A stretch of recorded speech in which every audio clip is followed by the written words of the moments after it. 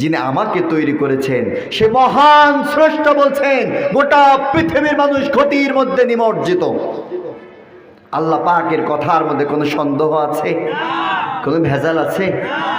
ভাইয়ের আমার, তবে আল্লাহ পাক রব্বুল আলামিন তিনি বললেন যেই সকল মানুষগুলা চারটি গুণ অর্জন করেছে, চারটি গুণ অর্জন করেছে যারা, ওরা ব্যতীত গোটা পৃথিবীর মানুষ ক্ষতির মধ্যে নিমজ্জিত। কয় গুণ? জোরে বলেন। কি সেই চার গুণ? আল্লাহ রাব্বুল আলামিন বললেন ইল্লাল্লাযীনা আমানু ওয়া আমিলুস সালিহাত ওয়া তাওয়াসাউ বিল হাক্কি ওয়া তাওয়াসাউ বিস সাবর। আল্লাহ পাক বলেন এক নাম্বার যারা ঈমান আনয়ন করেছে ওরা ক্ষতির মধ্যে নিমজ্জিত নয়। দুই নাম্বার যারা সৎ আমল করেছে ওরা ক্ষতির মধ্যে নিমজ্জিত নয়। তিন নাম্বার যারা পরস্পরকে সৎ কাজের আহ্বান করেছে ওরা ক্ষতির মধ্যে নিমজ্জিত নয়। আর চার নাম্বার যারা পরস্পরকে ধৈর্যের দিকে আহ্বান করেছে, যতই জুলুম, যতই নির্যাতন, যত নিষ্পীড়নের স্টিম রোলার চালানো হোক না কেন, মুসলমান কোনোদিন হতাশ হয় না। মুসলমান ধৈর্য ধারণ করে কার ওপরে? আল্লাহর নাম নিতে লজ্জা করে, শরম করে? তাহলে জবান ছেড়ে বলুন তো আমাদের মালিককে।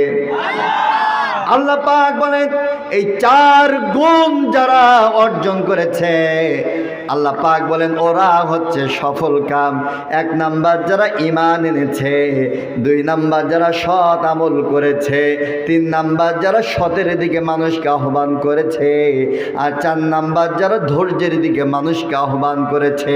এই চার গুণ অর্জন করেছে যারা, আল্লাহ পাক বললেন ওরাই হচ্ছে সফল কাম। সুবহানাল্লাহ। ভাইয়ের আমার, কয় গুণ বলেছি? আসেন এবার আমরা ব্যাখ্যায় ঢুকি। আজকের আলোচনাটা আমাদের মনোযোগ দিয়ে শুনতে হবে। ব্যাখ্যায় ঢুকি। আল্লাহ পাক রব্বুল আলামিন এক নাম্বার বললেন যারা ঈমান এনেছে, ঈমানের পথে যারা অটল অবিচল রয়েছে ওরা সফল কাম, ওরা ক্ষতির মধ্যে নিমজ্জিত নয়। ভাইয়ের আমার, এখন ঈমানদার কারা? আমরা যারা সারা দিন নামাজ পড়ি না, সপ্তাহ যায় নামাজ পড়ি না, মাস যায় নামাজ পড়ি না, বছর যায় নামাজ পড়ি না, যুগ যায় নামাজ পড়ি না, সারা জীবন কেটে যায় যারা নামাজ পড়ে না, এদের কাছে গিয়ে শুনবেন এরা বলে আমরা হচ্ছি ঈমানদার। ঠিক কিনা? সামনে রোজা, এক শ্রেণীর লোক রয়েছে চায়ের দোকানে এক হাতে লাল চা, অন্য হাতে থাকবে ডার্বি সিগারেট। এক হাতে লাল চা, অন্য হাতে থাকবে লাল ডার্বি সিগারেট, এক হাতে চমক মারে, অন্যদিকে টান মারে, আবার বলে আমরা মুসলমান, আমরা ঈমানদার। এর নাম কি ঈমানদার? ভাইয়ের আমার, আপনার যখন শরীরের মধ্যে কোনো রোগ হবে, হসপিটালে যখন যাবেন, হসপিটালে যাওয়ার সাথে সাথে ডাক্তার দেখবেন কিছু টেস্ট দেয় আপনার রোগ নির্ণয় করবার জন্য। ঠিক কিনা? আজকে আমরা আমাদের ঈমানটাকে একটু নির্ণয় করব, আমাদের ঈমান ঠিক আছে কি নাই। 20 বছর, 40 বছর, 50 বছর, 60 বছর হয়ে গেছে, আমার ঈমান ঠিক আছে কি নাই। ভাইয়ের আমার, অনুরোধ করে বলছি আজকে আসুন আমরা ঈমানের ব্যাপারে একটু টেস্ট করি, আমার আর আপনার ঈমান ঠিক আছে কিনা। আপনার আর আমার ঈমান ঠিক আছে কিনা এই নির্ণয় করবার জন্য আমরা 12টা টেস্ট করব। কয়টা? সবাই বলেন কয়টা? জোর হলো না, কয়টা? 12টা টেস্ট করব। এই 12টা টেস্ট এখন যদি আপনার জীবনের সাথে মিলে যায়, আপনি ধরে নেবেন আপনি ঈমানদার। আর যদি না মেলে, তাহলে আজকের এই ময়দান থেকে ঈমানটাকে পরিশুদ্ধ করার দরকার আছে না নয়? ভাইয়ের আমার, আপনার আর আমার ঈমান আছে কি নাই আমরা কয়টা টেস্ট করব? 12টা টেস্ট করব। চলুন আমার দিকে আপনারা নজর দেন, আমার আর আপনার ঈমান আছে কি নাই। চলুন আমরা একটু টেস্ট করে দেখি। আল্লাহ পাক রব্বুল আলামিন কুরআনুল কারীমের মধ্যে বললেন, ইন্নামাল মুমিনুনাল্লাযীনা ইযা যুকিরাল্লাহু ওয়াজিলাত কুলুবুহুম ওয়া ইযা তুলিয়াত আলাইহিম আয়াতুহু যাদাতুহুম ঈমানাও ওয়া আলা রাব্বিহিম ইয়াতাওয়াক্কালুন। ভাইরা আমার, আমি আপনাদের সামনে একটা আয়াত তেলাওয়াত করব, যখন আয়াত তেলাওয়াত করব, যখন আপনাদের দিকে হাতের ইশারা দেব তখন, আর হাতের ইশারা দেব যখন আপনারা জবান ছেড়ে আল্লাহু আকবার বলবেন তখন। এই কর্মসূচি চলবে ততক্ষণ, আমার আলোচনা শেষ হবে না যতক্ষণ। রাজি আছেন যারা যারা জবান ছেড়ে পড়ে আল্লাহু আকবার। আল্লাহ পাক বলেন, বান্দার ঈমান ঠিক আছে কি নাই। 1 নাম্বার পরীক্ষা, বান্দার সামনে যখন কোরআনের আলোচনা শুরু হবে, বান্দার হৃদয়টা নরম হয়ে যাবে, বান্দার হৃদয়টা প্রকম্পিত হতে থাকবে। ভাইয়ের আমার, কোরআনের আলোচনা শুনলে আপনার মনের মধ্যে যদি ভালো লাগে, মনটা যদি নরম হয়ে যায়, বুঝে নিতে হবে আপনার ঈমান ঠিক আছে। আর কোরআনের আলোচনা শুনতে যদি ভালো না লাগে, তাহলে বুঝে নিতে হবে আপনার ঈমানের মধ্যে ভেজাল আছে।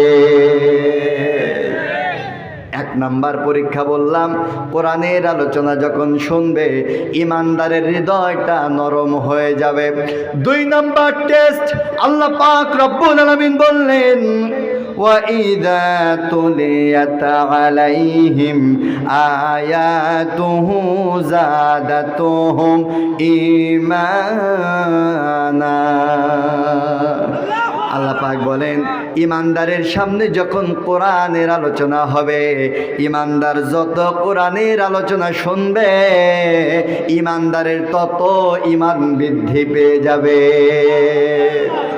এখন আপনার কোরআনের আলোচনা শুনলে যদি ঈমান বৃদ্ধি না পায়, বরং যদি শয়তানি বৃদ্ধি পায়, বুঝে নিতে হবে আপনার ঈমানের মধ্যে ভেজাল আছে বন্ধু। আর ঈমান যদি বেড়ে যায়, বুঝে নিতে হবে ঈমান ঠিক আছে। কয় নাম্বার বললাম? সবাই বলেন এবার কয় নাম্বার? 3 নাম্বার। আল্লাহ পাক রব্বুল আলামিন বললেন, ওয়া আলা রাব্বিহিম ইয়াতাওয়াক্কালুন। আল্লাহ পাক বলেন, ঈমানদারের 3 নাম্বার গুণ হলো, ঈমানদার আল্লাহ ছাড়া পৃথিবীর কোনো মানুষের সামনে মাথা নত করে না। ঈমানদার আল্লাহ ছাড়া কারোর সামনে মাথা নত করে। অথচ আমরা দেখতে পাই আমার সমাজের মধ্যে সামান্য একটা চাউলের কাঠের জন্য, বিধবা কাঠের জন্য মেম্বারের পায়ের কাছে পড়ে থাকে, আছে না নাই? সামান্য 500 টাকার নোটের জন্য যেই মানুষটার মাথা বিক্রয় হয়ে যায়, যেই সামান্য 500 টাকার নোটের জন্য স্বামী আর স্ত্রীর ভোট বিক্রি হয়ে যায়, ওইটা কোনোদিন ঈমানদার হতে পারে? মেলছে? কয়টা বলেছি ভাইয়ের? আবার 1 নাম্বার বলেছি, কোরআনের আলোচনা শুনলে ঈমানদারের হৃদয়টা প্রকম্পিত হতে থাকে, হৃদয়টা নরম হয়ে যায়।